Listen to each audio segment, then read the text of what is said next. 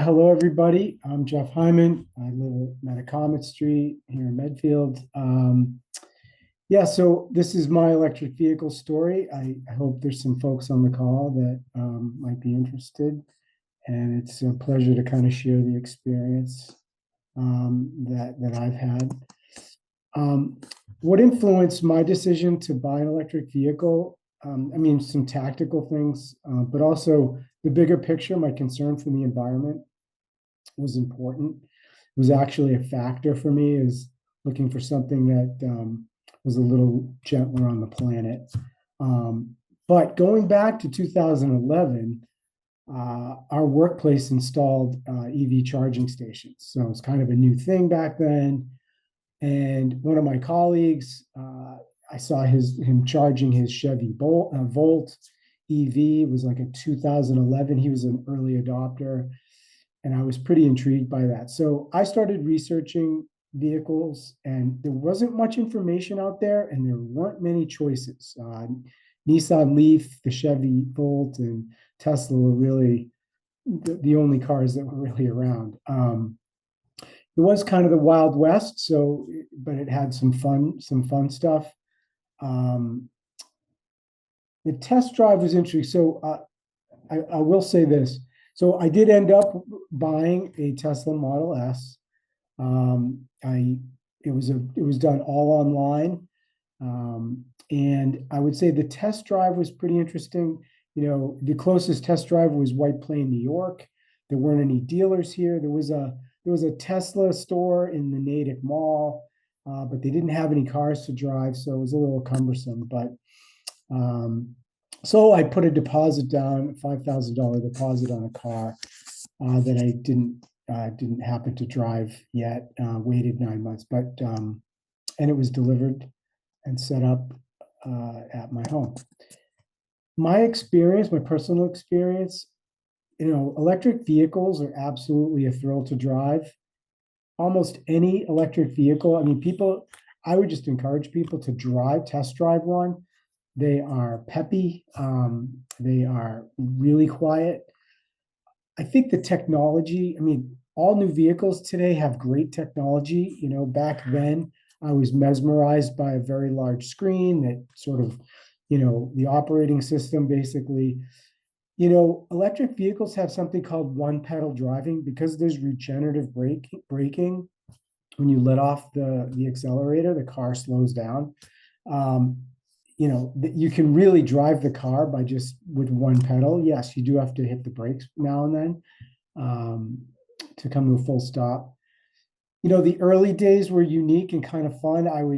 I'd get followed into parking lots, and people would be like, what kind of car is this? The conversations were really kind of fun.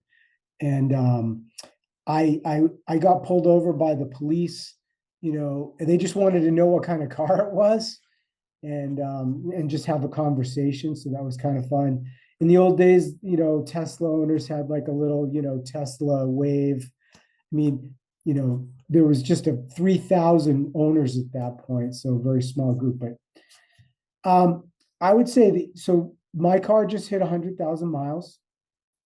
Very little maintenance.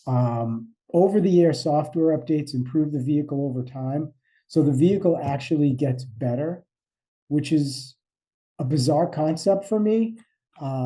Sure, it's getting older. Yes, things are going to wear out, but the way the vehicle operates changes and gets better, which is kind of cool. Some of us, Tesla owners from a long time ago got into a program where we get free Tesla supercharging. The good news about the Tesla superchargers, and you probably have seen these in malls and other locations, they are opening that up to several other car manufacturers. So good for people that are considering other vehicles. And often there is privileged parking in parking garages when you go to places where the parking and charging stations are in predominantly, nice locations near the elevators and so forth. So it's kind of fun. Very quickly, overall operational costs compared to a gas car, and I'm using my Acura TL as a comparison. Um, you know, I would say the cost is like nearly 2/3 less to operate, my experience. That can differ by vehicle, but when you look at an 85 mile per gallon equivalent, it's pretty remarkable. Um, where do you see 85 miles per gallon on anything? So that kind of makes the difference. I replace washer fluid, tires. I do wheel alignments. Of course, there's been a couple of, there was a couple of recalls. Things were fixed over the air. A couple of nuts and bolts here and there, kind of thing. Um, and this is interesting. Think about how many times you replace brake pads or brake calipers or brake parts. Over 100,000 miles now, I've not had to replace brakes. So the savings kind of continues. The Acura, I loved my Acura, wonderful car. It went 220,000 miles. But over that time, spent about $10,000 on some significant repairs and maintenance. So big difference.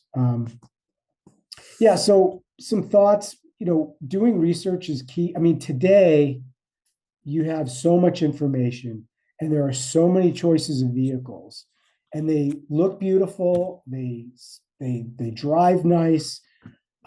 There are two websites, the More EV program, moreev.org, which is a Massachusetts-based site, and the Green Energy Consumer Alliance, which I've actually spent a lot more time on because I think Fred mentioned it to me. And honestly, that's a great site for anything green energy. Really pretty cool. So, if people are interested, always look for the rebates that are available on electric vehicles. And that range is between 3,500, 6,000 and up, actually. Federal tax credit stands at 7,500. That may change from time to time. Yeah, dealers are great. Don't rely on them exclusively. They're very helpful, but do your own research. And for me personally, a vehicle that has at least 300 miles, to me, that's a good drive almost anywhere. In the old days, you had to really think about how you get to a destination.